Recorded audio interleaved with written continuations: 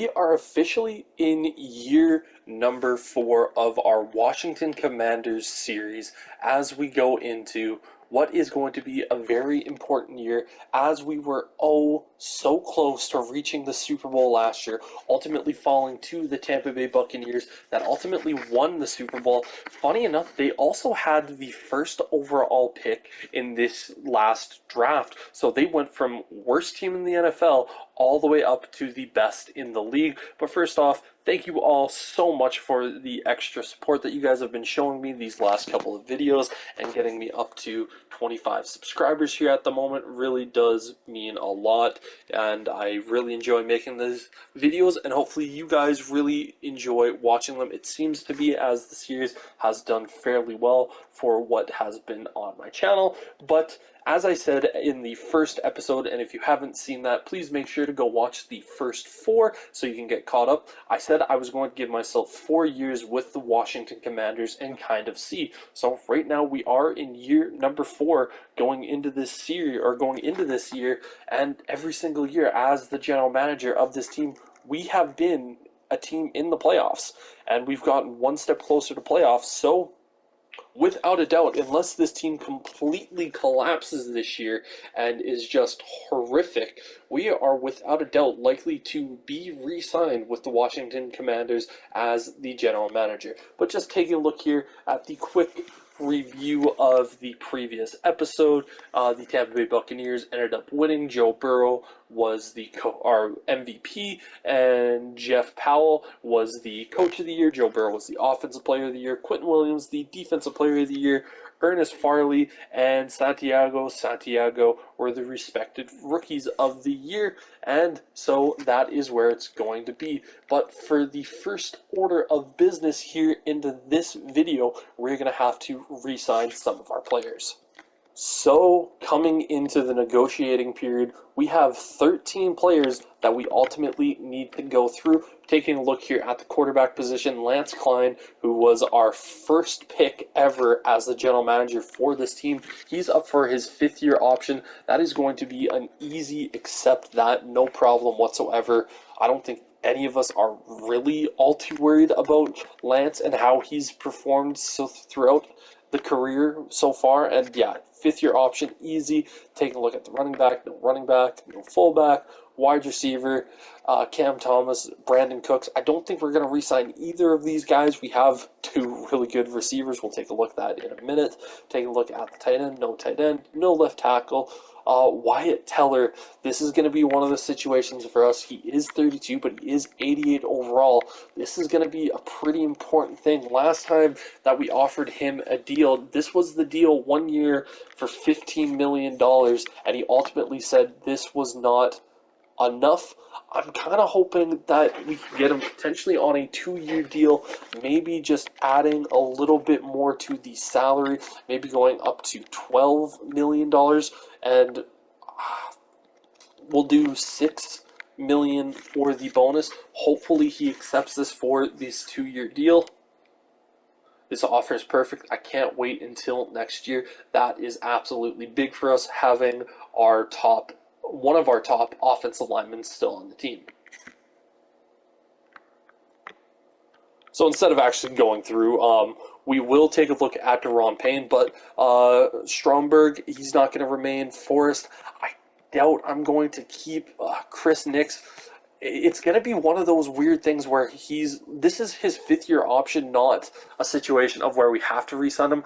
And right now, I don't know if I really even want to pick up that 5th-year option just because of the level of performance. Granted, he did have those 8 sacks against him this year in what was his 2nd year of play, going from 3 in his first to 8 in his 2nd year as a starter. So it's going to be really interesting to see, and we're going to have to take a look at that. Jordan Brooks, Kelly is up, Cody Barton, so our 2 starting linebackers here are both up. Cam Thomas, KJ Henry, and then we also have Brandon Cooks and Jardin Reed.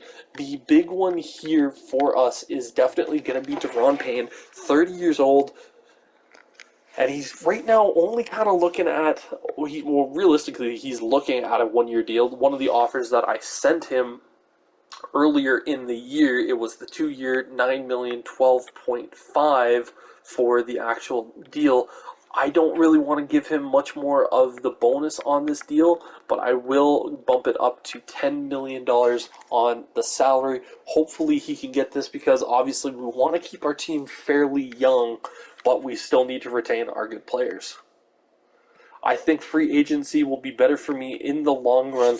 I personally am not going to allow Deron Payne to go, so I will be using the franchise tag on him, and we're just going to have to ultimately continue. We do have $44 million in cap space, so that's kind of one of the reasons why we are ultimately going to kind of allow the rest of those guys to walk, and we're just going to have to kind of see what's going to happen in the free agency period.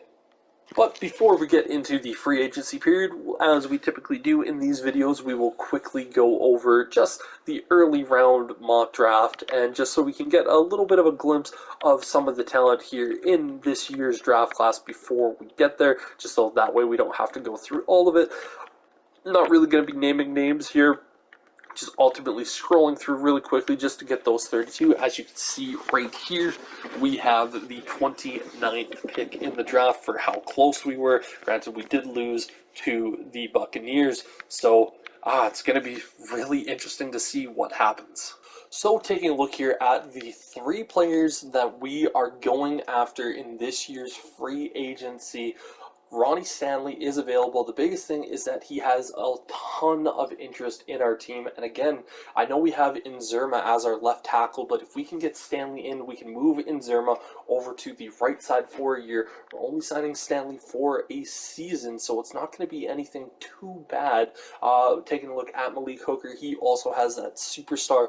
We are currently a favorite for him, and he's very much interested in us, and we're also looking to re-sign Jordan Brooks. So let's see if we get any of these guys, and Brooks still looks like he's there, but taking a look, we did get Stanley and we did get Malik Hooker. Let's see if we get Brooks again this time. We did ultimately end up re-signing, so just taking a look here at some of the guys, Tyreek Hill, Devontae Adams. So Tyreek Hill goes to the Colts, Devontae Adams to the Rams, Jonathan Allen, who was available and actually wanted to come back to Washington. I just didn't really feel like it was ultimately going to be too worth it for us, but he is now up into that, or he's going to the Patriots. Deion Dawkins is with the Saints now. Taron Johnson to the Titans. Kendall Fuller goes to the Packers. He was originally with us. Joe Toonley, he's with the Jaguars, and just a bunch of other phenomenal players moving around. I know I did see quarterback Baker Mayfield. He also goes to the Saints. And Deshaun Watson, now with that mentor tag, and a bridge quarterback, he is with the Raiders, signed on a one-year deal. But that is going to be it for the free agency period. The next time we'll take a look here is at the draft. So with the first pick in the 2027 NFL Draft, the Cleveland Browns go with offensive lineman Barry Hoffman to be their new, I guess, right tackle of the future. I guess they felt like he was the top end guy. But now let's take a look here at what the Patriots are going to do with the second pick, and that's going to be Will LeBlanc, heading, or the outside linebacker for Louisville, now going to be heading to the Patriots. But we will come back when we look at our next pick, or our first pick, I should say. So taking a look at our first round draft pick, we ultimately decided to go with Stephen Norwell, the defensive tackle. When I was looking at some of his stats, he just looked, or some of his combine stats, he looked absolutely amazing. And taking a look at this, he still looks fairly good. You know, the B awareness, the B block shedding, the finesse moves could be better. Don't really care much about the hit power. The impact block, it's either going to be an A or B, so that's going to be good. Play recognition is good. Power moves isn't great. Pursuit isn't great, but stamina and tackling are both fairly good. The only problem is he doesn't have that dev trait, which I was kind of hoping to see. So unfortunately, we still don't have our star D tackle of the future, but let's head to our next pick. So with our second round pick, we ended up selecting Christian Blackburn, the running back out of Nebraska. And frankly, when I was just looking at this guy, I just figured he's too good to pass up. And again, running back isn't really one of our top needs, but having another good one for the future is going to be really good for us down the line. So, as per usual, before we get into taking a look at our draft class, just taking a look here at some of the top end picks. Barry Hoffman, the first overall pick, 75 overall, but we see right here Hamilton, who went to the Saints, who's a free safety, ultimately is an 80 overall. But taking a look here at the top of the class, Spencer Vernon, he also happens to be another good player, but Hamilton was the best player in the class. Taking a look at Stephen Norwood, who was actually one of our first round picks, just so actually might as well head back to our draft. So he was one of the top players in the actual draft class. So taking a look at it, Stephen Norwood, 77 overall. So he should be a pretty good player if we can just get his dev up. But then Christian Blackburn, 72. But then, unfortunately, after that point, we don't really have a whole lot. AJ Howell, who's our third round pick, he does have a dev trait. So, you know what, this guy could be a little bit of a hidden gem. Maybe a guy that's just ultimately going to develop into something good, but Calvin Gaddis, not really a great pick. But Jamie Mayo, this is another guy who ultimately is a hidden dev trait. We are actually going to change him to a defensive lineman just because that's the way our scheme works. We don't actually have these guys.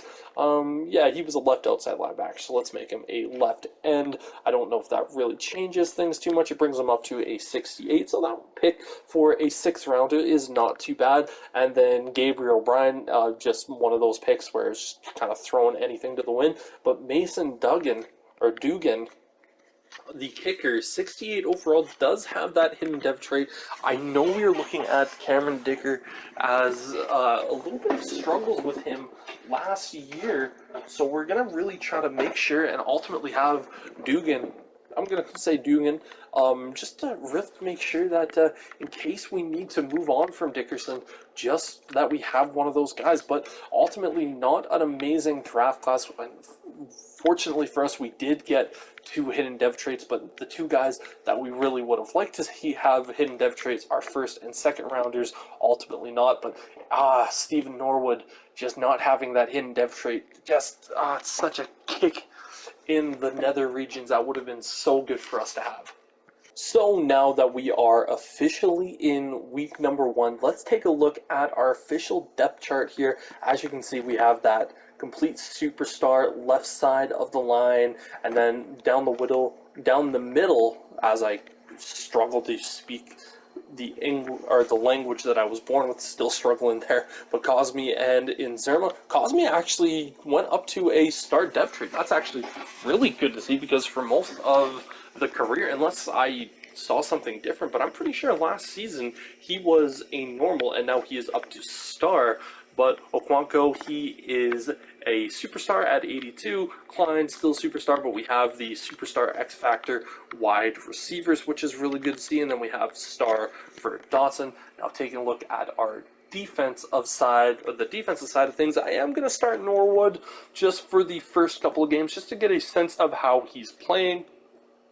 And really just trying to get a sense of how we see this team, Moody and Wilson. But I did look at Mayo, and he is indeed a star. Unfortunately, Emerson, he ended up dropping from a superstar X Factor just to a superstar, and Forbes ended up dropping from a superstar to just a star, which is kind of annoying. Unfortunately, the biggest weakness of our defense right now is our second defensive tackle and our two linebackers. However, Hal, he is a 68, and he is going to potentially develop. I am going to bring him ahead of CJ Mosley, but yeah, this is what our team is looking like so far. Stonehouse no longer a star, so he's just normal. Cameron Dicker and Duggan are both, well, we know what Cameron Dicker is. We don't know what Duggan is. Taking a look here at our specialists, that is everything that you see right there.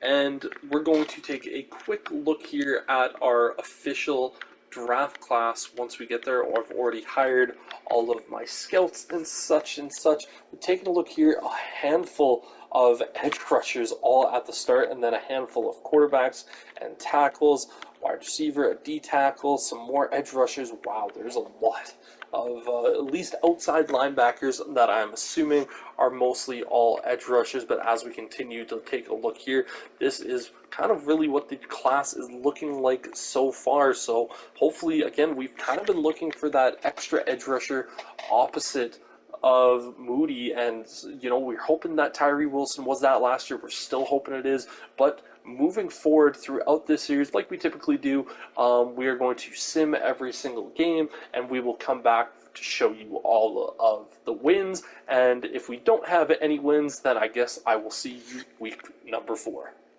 So let's make this 4 years in a row that we get the opening win of the season for our team, beating the Philadelphia Eagles 24-7. They actually outgained us on the offensive side of the ball. So I'm really interested to see what ultimately happened in the player stats. Taking a look at our team, actually taking a look at both. Jalen Hurts threw the one touchdown, and he was sacked a total of 4 times, but it looks like Klein ultimately went out in the game. He got sacked once, and, he had 1 passing touchdown, 1 interception, but Geno Smith also, who was our backup, went in and had, I guess, the 1 pass that ultimately was a touchdown for 15 yards. So let's continue to take a look at this. Brian Robinson was okay, but Klein actually ended up getting into the end zone. Not too happy about the amount of yards for Brian Robinson and the no touchdown, but we're not going to worry about that too much. Christian Blackburn, he is going to be our 3rd running back on the roster, so kind of getting that. Luke Hunt, the lone receiving touchdown recipient, which is strange because Geno Smith threw one. I'm not entirely sure. Take a look here. We know we did give up the 1 sack. Mike Nzerma, now our right tackle, giving up the sack, but Martin Emerson leading the way today in that game. Leslie Moody getting the 2 sacks on the day, and Tyree Wilson with 1. Simmons and Curl combining for a sack or a half sack. Remember, Isaiah Simmons led the team last year with 7.5 sacks, so we're really hoping that Moody and Wilson really start to get that little bit of extra juice here in this year and get going forward. No interceptions on the day, but just taking a look here, did we get any defensive touchdowns? No, we did not. So to be perfectly honest, I'm not really sure where we got our points from.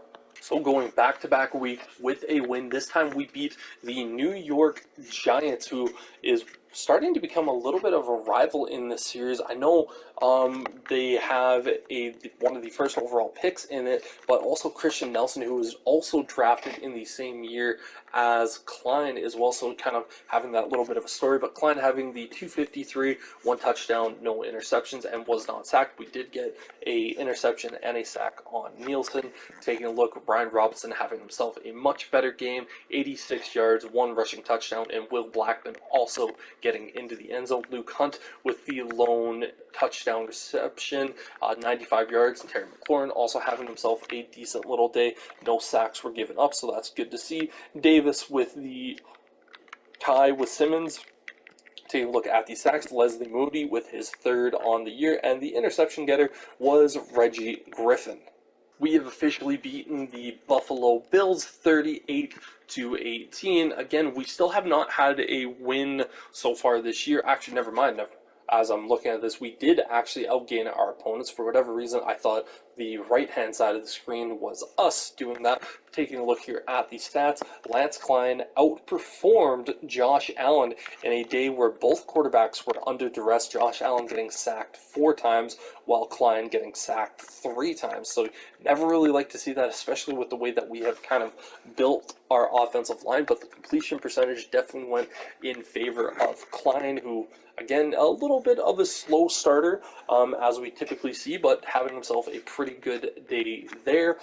Brian Robinson with the 75 yards and 1 rushing touchdown. Will Blackman with another rushing touchdown on the year. Pretty much just had that 1-yard rush. Looking at it, who else but Luke Hunt, and then our backup Tate and Nate Silverman also getting the touchdown as well, and Terry McLaurin getting some good yards there. Taking a look at the sack getters, Connor Williams right up the middle, allowing 2 sacks, and then Ronnie Stanley, the guy that we just paid a big amount of money to, also getting the 1 sack, but Jermaine Davis getting the tackles, and he also managed to get himself a sack. Davis, Wilson, Deron Payne all combined for a sack, and then Isaiah Simmons and Leslie Moody also combining for a half a sack. No interceptions on the game. Continuing on with our good run of form, we completely dominated the Patriots in terms of the offense of yards gained, but unfortunately we didn't really get much more points. We only won by a touchdown, and ultimately kind of closing it out there in the fourth quarter after starting out really hot. But Alex Brady, the two passing touchdowns, the no interceptions, and was sacked twice, but only had the 125 yards. Lance Klein with 314 passing yards, the 2 TDs, the 1 interception, and was also sacked just the once, but his completion percentage was much better. Fortunately, no touchdowns for Brian Robinson. Lance Klein, ultimately making up for a 3-touchdown day with 1 on the ground. Slowly becoming into kind of a dual threat quarterback from what we're seeing from him. Taking a look here at the receiving, Okonkwo, he has his first 100-yard game of the season, and Silverman actually getting another receiving touchdown, and Christian Blackburn getting his first touchdown on the year, but this is a reception. Taking a look at the blocking, we did allow Simon Cosme and Connor Williams. Connor Williams right up the middle is really struggling. Unfortunately, not really loving seeing that. Leslie Moody leading the team in tackles. No sacks on today's game, so first game without a sack, but Tyree Wilson with the sack, and then Isaiah Simmons and Deron Payne combining for the half sack, and no interceptions on the day. So seeing as we have currently already seen all of the games so far, let's just go right into the stats. So again, 1,000 yards, or just a little bit over for Klein in the 4 games played, the 6 touchdowns, the 2 interceptions, the 78% completion percentage, something that we really like to see, but the 6 sacks so far in this game, definitely not loving to see that, especially when you're paying so much for our offensive line to just try to keep him upright. And then looking at the rushing, Brian Robinson, the 2 TDs, 286, a little bit lower than what I would want, but all in all, okay. Klein also getting the 2 rushing touchdowns, and Will Blackman also getting the 2 rushing touchdowns there. But something that I just noticed is that Brian Robinson also has the 1 fumble as well. We don't typically see him with a ton of fumbles. Luke Hunt, 286 with the 3 TDs, Terry McLaurin with the 267, and Okonkwo with the 211. But Silverman with the 2 receiving touchdowns as well on this one. But taking a look at our blocking, pretty much everyone on our offensive line except Teller has given up a sack, but Connor Williams ultimately being the weak link on our offensive line so far. So a little bit of interesting, to say the least, that he's not really performing all that well, and most of the pressure coming up the middle. Taking a look at the defensive side of things, Jermaine Davis leads the team in tackles. Taking a look at the sacks, Leslie Moody leads the team with 3.5, then Tyree Wilson, and then funny enough, Isaiah Simmons and Deron Payne are also tied for 1.5. Continuing to look at interceptions, we only have the 1 interception so far this year. Taking a look, do we have any defensive touchdowns? No, we don't. Now taking a look at our kicking game, and again, just Cameron Dicker, 66%, 2 for 3. I can't really be that upset with, I guess, what we're seeing here at the moment, but definitely not what we want to have so far. We'd like him to be 3 for 3, but hopefully the numbers can improve moving forward. So taking a look here at some of the free agents that we need to look at, the first player up on the board that we are able to re-sign was edge rusher Leslie Moody. He has just been our absolute best, honestly, drafted defensive player for us so far, and we got him locked up for the next 5 years. Glad we got this deal done, and continuing to have great things. Taking a look here at our next win, we were able to beat our division rival and pretty much what has been the biggest rival for us so far in the series, the Dallas Cowboys, ultimately having to beat them in the playoffs last year. We were able to get the first win of the regular season. We were able to beat the Cowboys 28-21 in what looked like a very close matchup. Taking a look at this Klein versus Prescott. Klein definitely having a little bit of the better day, the 2 TDs, no interceptions. Prescott had a little bit more yards, but was ultimately sacked 3 times. Completion percentage, basically the same, 71-73. Brian Robinson able to get the rushing touchdown with the 62 yards, and Steve Stanley, our fullback, also able to get into the end zone. Jahan Dotson and Luke Hunt both getting receiving touchdowns on the day. No sacks were given up to us. And Jermaine Davis with the 11 tackles leading the way. And then Jermaine Davis also getting the sack and a half, with Moody getting a sack, and then Tyree Wilson also getting a half sack. No interceptions. So the next player that we were able to re-sign, and I'm really happy we were able to get this done before the trade deadline, was Luke Hunt. Again, he does have that superstar X factor, and he's just been easily one of the best pieces of a trade that I might have ever made in a Madden game. This kid has just been so much fun for us, and I'm keeping him around long term. Next player, we were able to get Emmanuel Forbes, our star corner, and he is happy to stay with this team, get him locked up for the next 4 years.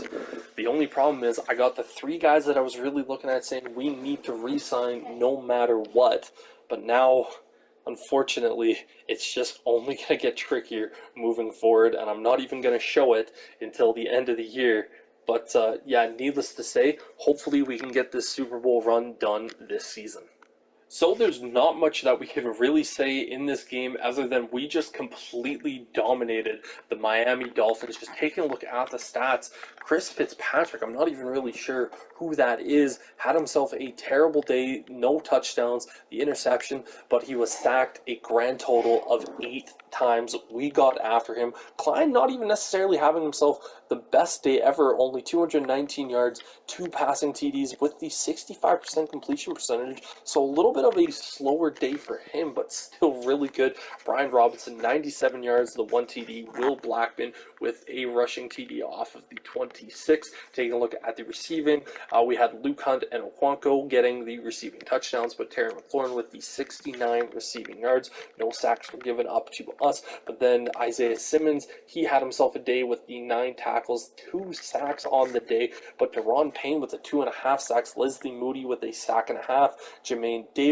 with the sole sack, and Tyree Wilson and Alex Phillips combined for a sack. And then our interception getter was Reggie Griffin. So I'm pretty sure with the lone game that we have lost this year, Reggie Griffin might be the only guy on our team with an interception so far this year. So we have made an official trade at this point in the year. We are sending Knicks and a 2028 second-round pick to the Atlanta Falcons for Whittington, a middle linebacker. Let's take a look at this middle linebacker. So Jeffrey Whittington, pretty sure that's how you pronounce his name, but he is a 79 overall field generator / run stopper. So realistically, either or is going to work. He does have that start. He's 24 years old, and just taking a look here at the stats so far this year, kind of has ultimately rocking out some really good stats right there. A couple of interceptions, a handful of, or not really too much for the sack department, but kind of getting after that young middle linebacker role that we've ultimately been looking for. And Knicks, unfortunately, we just weren't going to re-sign, looking at trying to get picks for him, but didn't really happen that way either. So ultimately trying to trade him and a pick away to get a player that we are definitely going to use long-term moving forward into the future.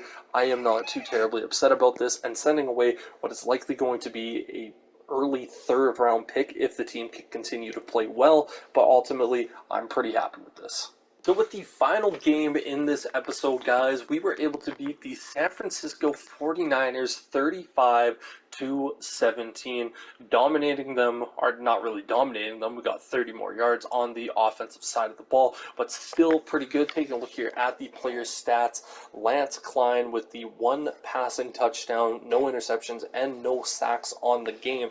Looks like Geno Smith ended up getting into the game at one point, but Brock Purdy having himself a little bit better of a day in terms of getting the 2 passing touchdowns, but also has the interception and the 3 sacks, but definitely worse in terms of the completion percentage. Lance Klein just, again, not really getting into the end zone, just being more efficient, really, more than anything. Taking a look here at our team, Brian Robinson with the 4 rushing touchdowns, just absolutely being a monster here in this one. Luke Hunt with the 82 yards, but Terry McLaurin getting into the end zone with the touchdown. Okonkwo with the 52 yards. Jahan Dotson with the 35. Taking a look at the blocking, we didn't give up a sack. Jermaine Davis and Emmanuel Forbes Jr. with, and Leslie Moody also getting in there for the all tied with 6. But taking a look at this, Leslie Moody with the 2 sacks. Well, Tyree Wilson comes in with the 1 sack, and the interception getter was Martin Emerson Jr. So it's good to see him finally get back up there. But seeing as we are at the halfway point in the year, we are going to quickly take a look at the season stats so far. So with Lance Klein, right now, as I saw, he is actually 3rd in the NFL for passing yards. So you know what we're looking at going kind of those 248 passing yards per game ultimately is doing pretty well. The 13 passing touchdowns, just the 2 interceptions. He's having himself a pretty damn good year. He has been sacked 12 times so far this season, which is a far cry from some of the other years where ultimately I think we've had worse offensive lines. And so that's definitely going to need to be a little bit better moving forward. But looking at Brian Robinson, the 569 and 9 touchdowns, he's just been an absolute monster continuing on with this year. Lance Klein adding 2 more TDs on the ground, while Will Blackman also has the 3 on the ground. We do have that 1 rushing fumble from Brian Robinson, but we'll forgive him for that.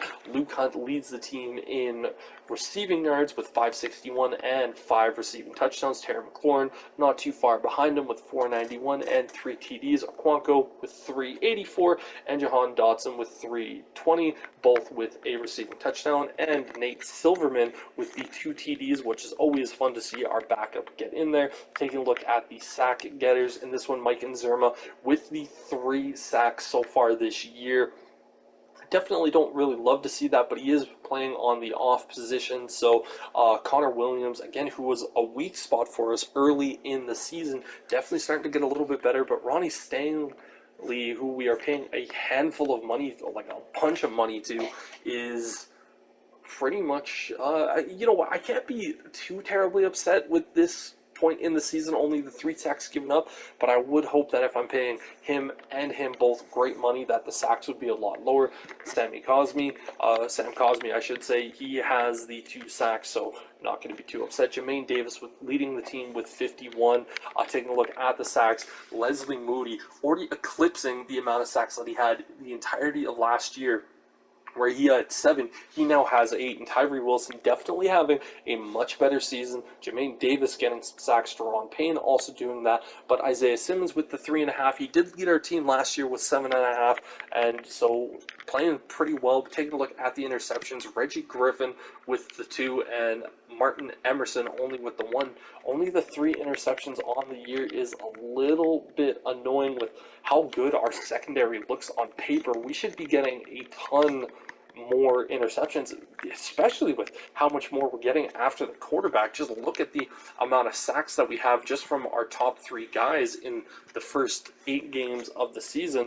But now taking a look at Cameron Dickerson, 4 for 6. Again, I can't really be too terribly upset with that. I'm not super thrilled that he's missed a couple of kicks, but he's staying perfect on the extra points, so no reason to go into panic mode just yet. But that is going to do it for this episode, guys. As you can see there in the standings, closer to the middle bottom right of the screen, we are 7-1 on the year, having a really, really good season so far. Our team is just absolutely stacked. 91 offense, 88 defense, and 91 offense, 88 defense, 89 overall. Just a really, really good team.